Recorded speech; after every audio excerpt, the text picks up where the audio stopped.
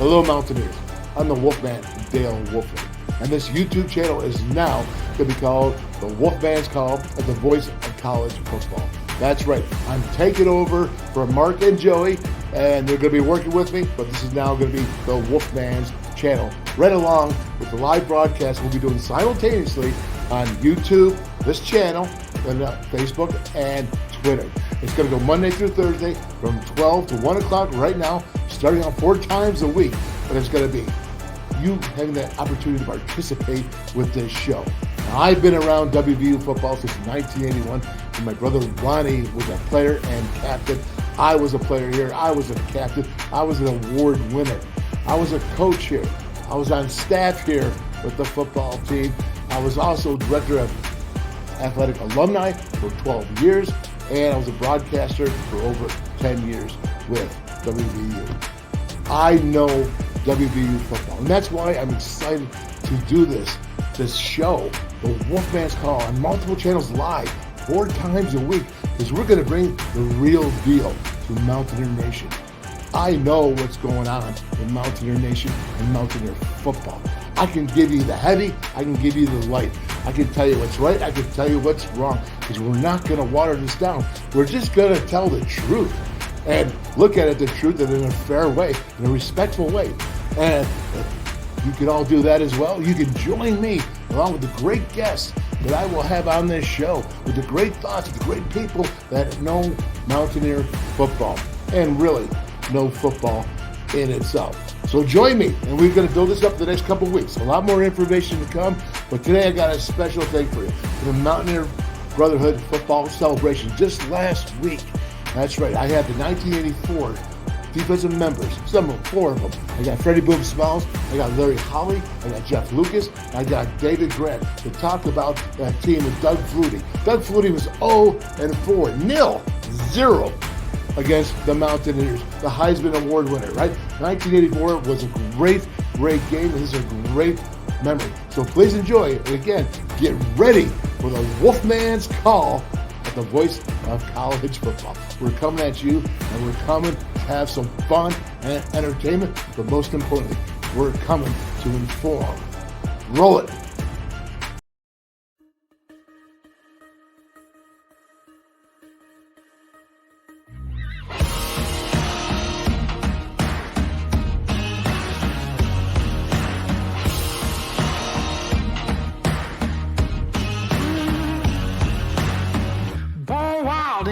Wants to tame me. You can't catch me on the run, cause I'm gone, yeah. I blaze trails, set fire to what's behind me. No, I'm never looking back, I'm on the run. I could only ever be what I'm made to be. It feels good when I'm living on the edge. Watch me now, roll like thunder, gonna shake the ground. Can't stop me now, I don't give up and I won't back down. I'm a force of nature, can't be contained. I got lightning running all through my veins. Watch me now, watch me now.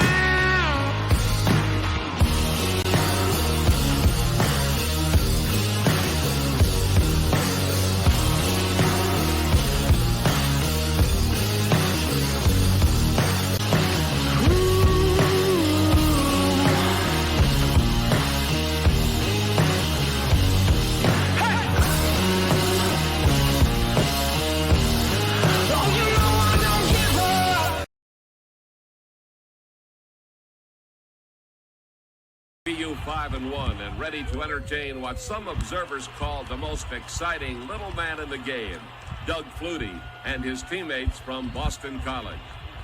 Naturally, in preparing for Boston College, what do you say? Doug Flutie's the key. We have to find a way to stop him. Our defense just has to play magnificently tough football every single snap. The big chase thereafter. Did they get him? They got him! They got him back at the 27-yard line. They got him. That was Matt Smith, the linebacker. They got Flutie. They got him that time. All afternoon they've been chasing him. All afternoon they've pursued him. Welcome, everyone. We're continuing along again. This is the 1984 game against the Boston College Eagles, where the Doug Flutie, never beat the Mountaineers. That's because of at least 4 of these, plus another 7 gentlemen on the defense stopped them. Wow, what a pleasure it is to have you guys here, and thank you for participating in this Mountaineer football celebration. We couldn't have this event unless we talked about the 1984 team and stopping Doug Flutie, the number 4 ranked Boston College Eagles. And we're going to start off here. We have Freddie Boom Boom Smalls, the Will linebacker. Freddie was the junior, and then we'll go up to the top here. We see David Grant, DG, just a freshman. And you see Jeff Lucas, who's a 5 technique, defensive tackle. You were 3 sometimes too, weren't you, Luke? Yeah, depending on Will or Sam. Yeah, that's right. Short field. Yeah. Very good. And then, of course, we have strong safety Larry Holly, who actually I was watching some other games, man. I just saw that Penn State game. Huge interception, man. So welcome, gentlemen, and let's get right to it. Boom, boom. You are the oldest of this group, and so I'm going to go to you respectfully. You know, it was ABC national television. You guys were just starting to roll. You had not played Penn State at that point. Go ahead. Tell me, what was your feelings going into that game? Well, I mean, the whole week we got disrespected because the whole week was all about Doug Flutie. So no one really actually was giving us an opportunity or a chance. I mean, they were flagging Flutie pictures all over the locker room. Even the Dominion Post didn't even give us any recognition. I mean, and we had big boy Keith Jackson coming to town. So I think for me, it was just it was the biggest thing ever going to happen for me. What was your impressions of him, and what did you think? Like, oh, wow, man, we got to beat these guys. It's going to be a tough deal. Well, he was an amazing athlete. He could run around and make things happen with his feet. That's what made it such a challenge, and he had a huge arm. But what I will say from our defensive perspective, a bunch of guys who had a lot of dog in them, and they were willing to get the job done and held each other accountable to the umpteenth degree. So when I think about these moments, I think about playing with these guys and how important it was and what great team unity we had at that time. They brought it. They were coached well, but that was one of those games you mark on your calendar every year. We had confidence. You know, we were in the media wanted to, you know, pump Boston College up, but we had confidence because we knew what we had done to Boston College at their place, and he had never beaten us. Right. So going in, you know, the game is man, it's hugely mental, and if you can get psyched out by reading press clippings and getting caught up in the hype, you know, you can lose your way. But we, like Larry said, we got a lot of dogs out there. We you don't want to let your brother down to the left and to the right. Yeah, you know, Wolf, it was they were big, but this was our 6th game or 7th game, so I already went against, you know, Virginia Tech and Pitt and Maryland, you know, so it was just another in line of what we had to go against. And just to talk about what these guys were talking about, you know what, I think the main thing that they didn't talk about, we just went out there to have fun. Like, we were just having fun. We're like, yo, we're playing. So what? They're 4th. So we beat them, then we're going to be 4. And that was just our mentality. And it's funny you say that. I don't know if you can see over my shoulder, I have a picture of me and Doug Flutie. And I always say he never beat us. So I have that hanging up in my man cave. But, you know, just like what they said, we had good coaching. We had great coaching. And we just believed. We just thought that we were going to win. And no matter, even when we were down at the half, we're like, and so the game ain't over. And that was our mentality the whole year. We just went out there and just had fun. Well, when you look at the teams we played Penn State, played Miami, Virginia Tech, Maryland, our schedule was absolutely crazy. And, you know, we played the elite teams and we battled year after year after year. And I'll say this, football back then was a different game. And it was a physical game, and you had to come ready to get punched and punch every down, like the guys were saying. And, like, I really take a lot of pride in that, bringing what we brought to the table as far as physicality, and it translates in the rest of your life. You get knocked down, you get back up, and that was one of the biggest lessons I learned. Things might not go right all the time, but you get right back up and you keep fighting. Hey man, when I got to campus, you know, we had just come off. We weren't there, but we had just come off the Peach Bowl victory over Florida. No one gave us a chance. Oliver Luck went down. Hostet was coming in, a little unknown, but went out to Oklahoma, and when we came back from Oklahoma, I didn't make the trip. I was in the Coliseum with the rest of the crazies watching it on the big screen. That gave us credibility. We put the nation will say, oh shoot, you know, look what happened out in Norman. And we were down 14-0, stormed back, and from that moment on, it helped It helped recruiting. It helped confidence. It helped us believe in what the coaches were selling to us. It was just a snowball. And then year after year, we went to a better bowl game. We got better athletes, another bowl game, and you know, it was a program that was looked at as, why are you going to West Virginia? And then by your junior, senior year, they're like, yo, you made the right move. You guys are going places, man. You got a solid program down there. So it was Coach Nealon, man, and his vision, you know, and everybody buying into it. Dan Cava has the largest selection of new Camrys in the area, and with $1,000 off sticker price, now is the best time to purchase your new Camry. We also have a wide variety of Tundras, some featuring the all-new TRD lift kit. And don't forget, all new Toyotas come with 2 years or 25,000 miles worth of free service from our award-winning service department, which you can schedule online, by phone, or through the Toyota app. Come see us at Dan Cava Toyota World in Fairmont. Shop the world!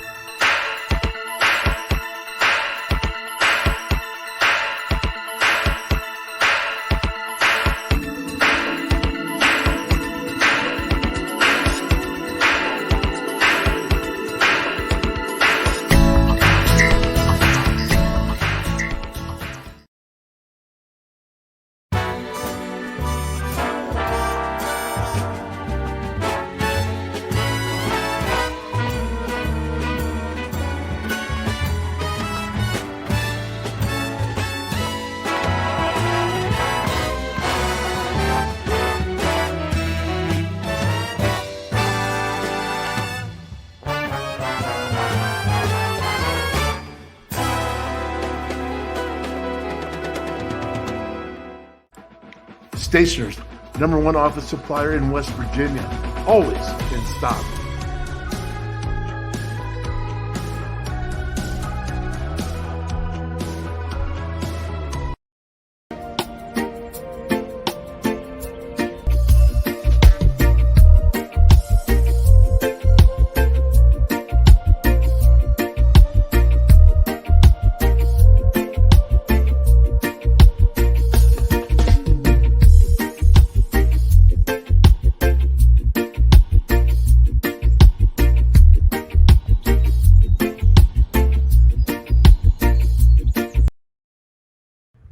Well, it goes a lot. For some reason, like Dave said, I mean, and Larry said, it's for some reason, like Grant said, it seemed like it didn't bother us. I mean, we got our butts kicked the first half. We sure did. I mean, they were up by 2 touchdowns. The stadium got quiet, but for some reason, we guys on defense just never panicked. We never panicked. We had a good discussion, good adjustment at halftime. Guys got fired up. Guys were still up at halftime. No head was down in that locker room. Nobody was really like the game is over. Everybody was still up, fired up, still like we got hope, we got a chance. And from the very first defensive series, it was just a new like something just kicked in. We got hungry, and coach said, "Well, hey man, we're going to go with Sick'em." That was the play. The play was called Sick'em. We're going to put 8 in the box. Nobody really never saw a play like that. Flutie didn't even know anything about it because he was confused, and we just was locking in the box. If the tackle blocked down, it allows that backer to get free, and that's exactly what they did. That's why the sacks were happening. The tackles were blocking down, cramming on the D ends. I don't know if Lukey was on the end anytime, that was allowing the backers to get. That was allowing the back exactly what we wanted. Was allowing the backers to get free. Once we start putting the heat on him, I mean, the whole mentality of the game changed, and then the crowd got back into the game. And once them crazy Mountaineers, crazy cornfield drinking liquor folks back there get in the game, man, it's just something exciting, man. And then the sideline got pumped up, and we just came alive. It was just a different energy in that huddle the second half. You guys were just pumped up. And we never got tired. And we never got tired. We just never got tired. Didn't matter what he called, every play was like 120%. Wolf, every play, we were just coming. No letdowns. Well, it's regardless. No matter what quarterback is playing, when they start getting hit, they're an average quarterback. I mean, history has shown that everybody, and the great Tom Brady, when he got pressure, he's not the same quarterback. So no disrespect to Doug Flutie, his Heisman Trophy, all that. we started hitting them.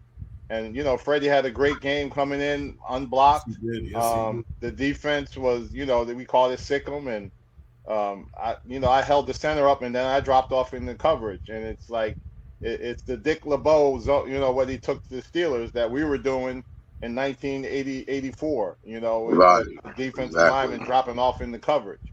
And so we were doing that, and they never seen it before. Unfortunately, the next week when we played Penn State, we ran it twice, and they scored 2 touchdowns on it because they were prepared for it.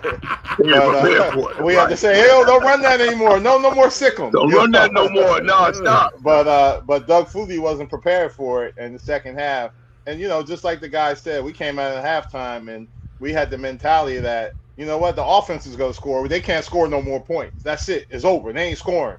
And we went out there and, you know, we just started having fun and talking trash and talking to them. And you could see even with the offensive linemen, the confidence started sinking a little bit, where in the first half they were firing off the ball. In the second half, we were shut the run down and said, you ain't scoring. So now what you got?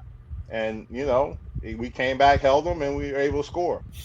Well, I can say, you know, it was something about the personality of those guys at that time. And I think that the unity and the closeness that we were very close. We always did things together. We always, you know, were cracking jokes on one another. But there was something about the personnel of those guys. Those guys at that time was like, I call them the blue collar guys. They were fighters. And they were fighters. And you hit punch them, they punch you back in the mouth, no matter where they were from, New Jersey, Philadelphia, I mean, you know, New York. It didn't matter. Everybody had that personality. You hit me, I'm going to hit you back. And that's what we had, was we were all WWF type guys that can get in the middle and go back to back in the foxholes and battle with one another. And that's what I loved about this team at the time, because we're still close. We're still like that when we see each other. We still take off from those moments when we see each other. We're still happy to see one another, and we still rub off on each other. And that's the greatest thing that I, as a person coming from Philadelphia at the time, coming from gang-infested communities, when I met those guys, I really met real people.